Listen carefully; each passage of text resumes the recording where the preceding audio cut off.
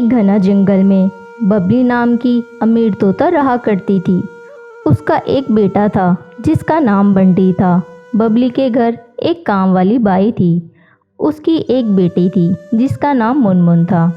एक दिन मोनी अपनी बेटी मुनमुन से कहती है, बेटी तुम घर पर खेलना, मैं बबली मेम साहब के घर काम करके आती हूँ।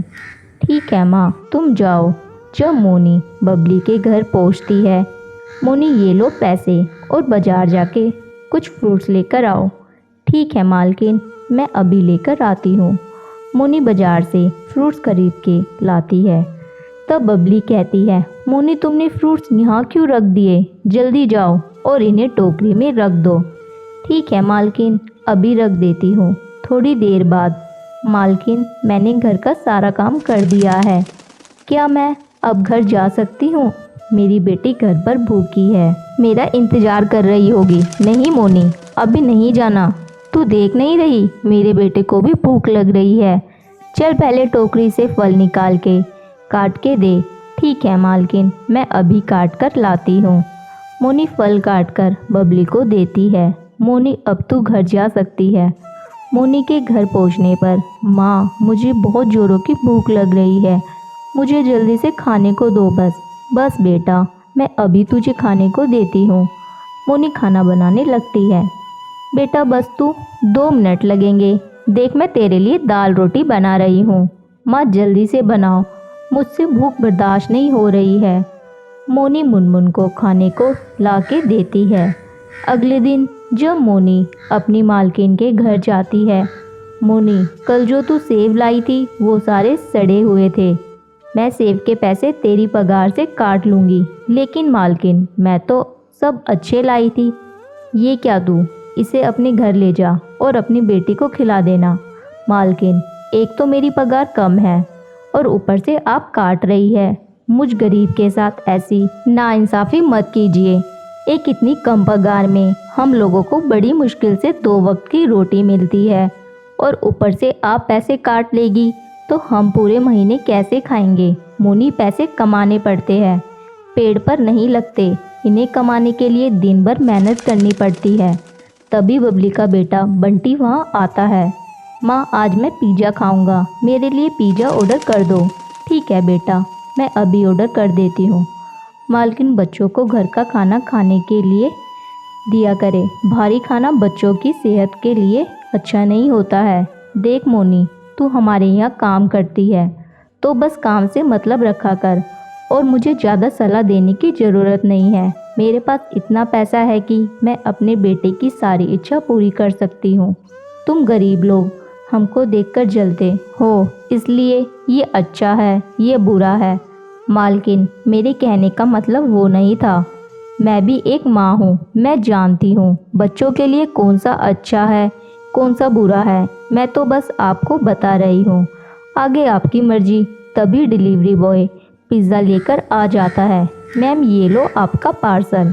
जैसे ही बंटी पिज़्ज़ा खाता है, उसके मुंह से उल्टियाँ होने लगती है।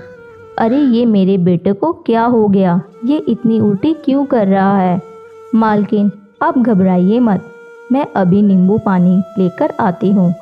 बंटी बेटा अभी ठीक हो जाएगा और आगे से बाहर का खाना मत दीजिएगा। तू ठीक कहती है मोनी, मैं कान पकड़ती हूँ।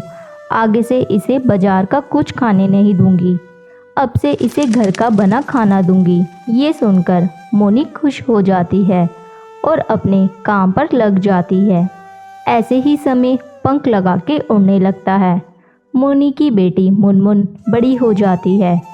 एक दिन वो पानी पीने के लिए नदी के किनारे जाती है, जहाँ उसकी मुलाकात जंगल के सबसे अमीर पक्षी सोने सेठ के बेटे से होती है।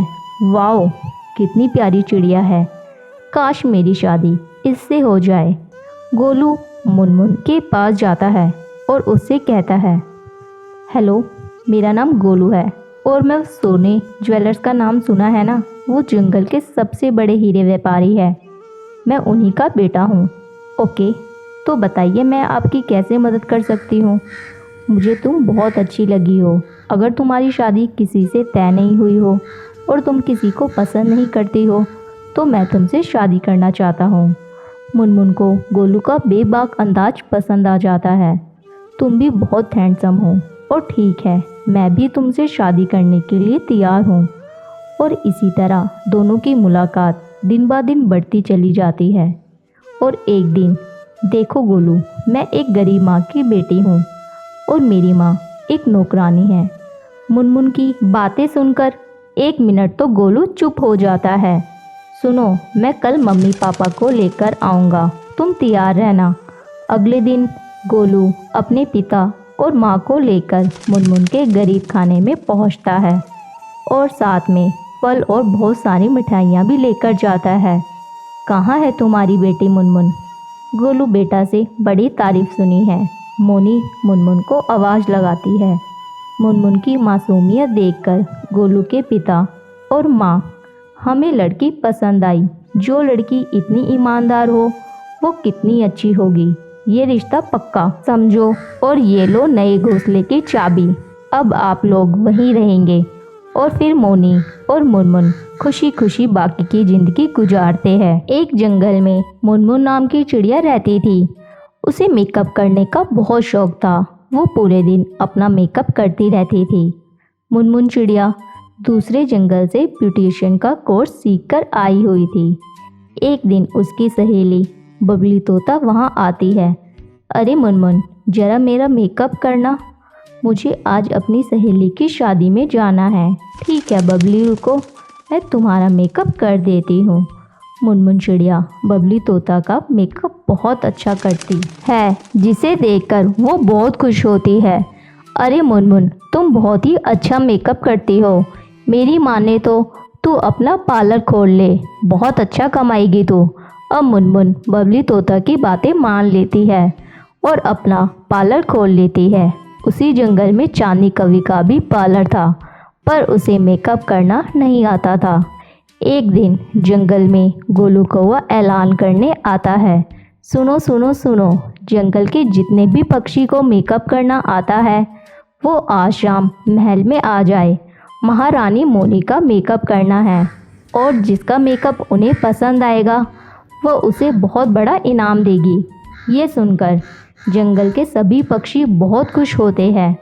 जब ही लाली मुनमुन से कहती है, मुनमुन, हमें तो पता है महारानी मोनी को तुम्हारा ही मेकअप पसंद आएगा। इस जंगल में सबसे अच्छा मेकअप तुम ही करती हो। ये सुनकर चांदनी कवि को गुस्सा आ जाता है। मुनमुन को महल में जाने से रोकने का प्लान बनाती है। चुपके से मुनमुन के पार्लर में जाती है और उसका सारा मेकअप का सामान तोड़ देती है। जब मुनमुन वापस आती है वो देखकर रोने लगती है। ये सब क्या हो गया? मेरा मेकअप किसने तोड़ दिया? अब मैं महारानी मोनी का मेकअप नहीं कर पाऊंगी, मेरी किस्मत ही बेकार है। तभी वहाँ पर एक जादुई चमत्कार आ जाता है। बेटा मुनमुन, तुम रो मत, मैं आ गया हूँ, मैं अभी सब ठीक कर दूंगा। वो मुनमुन को जादू से एक जादुई मेकअप किट देता है। लो मुनमुन, ये मेकअप किट तुम इससे किसी का भी मेकअप करूँगी वो बहुत ही सुंदर बन जाएगा। ये सुनकर मुनमुन बहुत खुश हो जाती है। शुक्रिया, पर आप कौन हैं? आपने मेरी मदद क्यों की है? बेटा, मैं जादुई चमत्कार हूँ, मासूम पक्षी की मदद करना मेरा काम है। ये कहकर वो वहाँ से चला जाता है। अगले दिन मुनमुन चिड़िया अपनी जादुई मेकअप किट को लेकर महल पहुँचती है। वहाँ अब पक्षी बारी बारी महारानी मोनी का मेकअप करती है। मुनमुन अपनी जादुई मेकअप किट से मोनी का मेकअप करती है। अरे वाह मुनमुन, तुमने तो मेरा मेकअप बहुत ही अच्छा किया है, हमारा दिल बहुत खुश हुआ। ये लो सोने की अशर्फियाँ, और तुम इसी महल में हमारे साथ रहोगी मेरी मेकअप आर्टिस्ट बनकर। ये सब सुनकर मुनमुन बहुत खुश हो जाती है, पर वहीं चांदनी कवि गुस्से से आग बबूला हो जाती है। तो दोस्तों, कैसी लगी हमारी ये कहानी? हमें कमेंट बॉक्स में ज़रूर बताइए।